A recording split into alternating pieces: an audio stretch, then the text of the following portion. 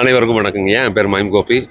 இந்த விமான பயணம் என்பது எனக்கு எங்கே தோணுச்சு அப்படின்னா, முதல்ல என் தங்கச்சி அர்ச்சனா தங்கச்சி அவள் தான் என்னை கூட்டு போகிறதுக்கு ஆசைப்பட்டு ஒரு 32 வருஷத்துக்கு முன்னாடி, அது 32 முதல்ல ஃப்ளைட்டில் கூட்டு போன ஆசைப்பட்ட ஒரு பெரிய ஆத்மா.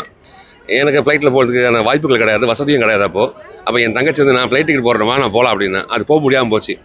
அந்த ஒரு வருத்தம் இருக்குல்ல, அது பெரிய வருத்தம். அது அண்ணாந்து பார்த்துருக்கேன் நம்ம விமானத்தை, எப்படா அதுக்குள்ளே போவோம், எப்படி இருக்கும் அப்படின்னு ஒரு பெரிய சந்தோஷம். அது நமக்கு வசதி கிடையாது, ஆனால் ஆசைகள் ஜாஸ்தி இருக்கும். எல்லாருக்கும் இருக்கும், ஏழ்மையாக பிறந்த எல்லா மக்களுக்கும் ஆசைகள் ஜாஸ்தியாக இருக்கும். ஆனால் அதுக்கான வசதி வாய்ப்பு இருக்காது.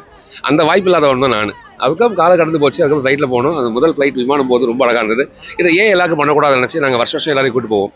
அதுக்கப்புறம் அருண் தம்பி பேசும்போது, ஏன்னா நான் இதை பண்ணுறேன்னா அப்படின்னு அருண் தம்பி வந்து முன்னாடி வந்து நிறைய விஷயத்தை பண்ணேன். நான் வந்து பிஸ்மிலானியில் படித்தவன்.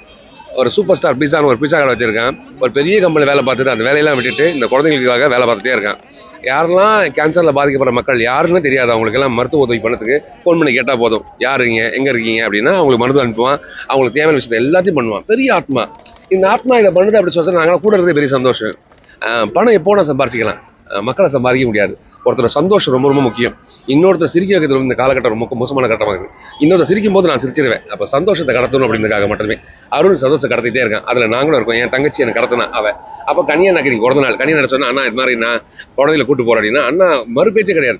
நீ பிறந்த நாள் நிறைய வேலைப்பாடுகள் இருக்கும், கோயிலுக்கு போயிருக்கணும், வீட்டில் கூப்பிட்டு எல்லா மக்கள் வெளியே போயிருப்பாங்க, எதுவுமே சொல்லாமல் தம்பி நான் வந்துடுறேன் தம்பி, அவ்வளோதானே தம்பி அப்படின்னு சொன்னார். முடிச்சுட்டு சொல்லும் போது அவ்வளோ உண்மையாக என்ன பண்ணணும் உனக்கு, நான் எதாவது பண்ணுறேன் அப்படின்னா, அண்ணா எதுவும் பண்ணுவேன் நீ வந்தால் இல்லை தம்பி நான் எதாவது பண்ணுறேன் அப்படின்னா, நான் துணி வாங்கி கொடுத்துட்டேன் அப்படின்னா முதல்ல, அண்ணா இல்லை நான் பெருசாக செய்கிறேன் அப்படின்னாரு. எவ்வளோ சொல்லிட்டே இருந்தார். அதான் உண்மை. முதல்ல நிறைய செய்கிறேன்னு சொல்லிட்டு இப்போத்துக்கு உடனே பண்ணிடுறாங்க. அதெல்லாம் ஒன்றும் வேணும், நீங்கள் வந்தாலே அந்த குழந்தைய பார்த்தா சந்தோஷம் அப்படின்னு. தங்கச்சி உடம்பு சரியில்லை, அவளுக்கு ஜுரம். இவங்களுக்கு ஃபோன் பண்ணி தங்கச்சிமா நாளைக்கு போகிறோம் அப்படின்னா, அவ்வளோ நானும் வந்துடுறேன்னா எனக்கு ஜுரத்துக்கு மாத்திரை போட்டு வந்திருக்கேன். அதுதான் என்ன காரணம், சந்தோஷத்தை கடத்துறது மட்டும்தான். எந்த ஒரு எதிர்பார்ப்பும் கிடையாது. நான் எதாவது கொடுக்க போறேன்னா இல்லை அவங்க எதாவது கொடுக்க போகிறேன், எதுவுமே கிடையாது. அன்பை மட்டும் கடத்த போகிறேன். இந்த குழந்தைகளோட சந்தோஷம் மட்டும்தான். வாழ்கிற காலம் ரொம்ப அழகாக இருக்குன்னு சொல்லுவாங்களே, சாவர காலம் தெரிஞ்சால் வாழ காலம் புரியாது சொல்லுவாங்க. இது நான் எல்லாம் சொல்லிட்டு தான். அந்த தேதி நம்ம நெருங்கி வர சொல்ல பயம் வந்துடும் நமக்கு. இந்த பயத்தை கடக்கிறதுக்கு என்ன காரணம், நான் பாசிட்டிவாக இருக்கணும். அது முரளி தம்பிக்கு ஃபோன் பண்ணி சொன்னேன், முரளி வாடா தம்பி அப்படின்னா, முரளி அவனுங்க நீங்கள் ஷூட்டிங் கேன்சல் பண்ணி வந்திருக்கான். என் கூட மதன், அப்புறம் என் கூட 2 ஆண்டு வந்து இளையராஜாவோட பையன் வந்து அங்கே இருக்கான், தம்பி செவன் வந்திருக்கான், சாய் வந்திருக்கான்.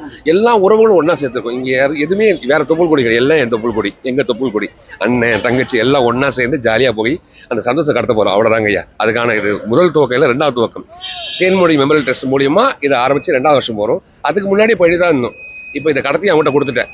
நாளைக்கு என் நிலமை எப்படி இருக்குன்னு தெரியாது, அதனால அவன்கிட்ட தர பார்த்துட்டாரு.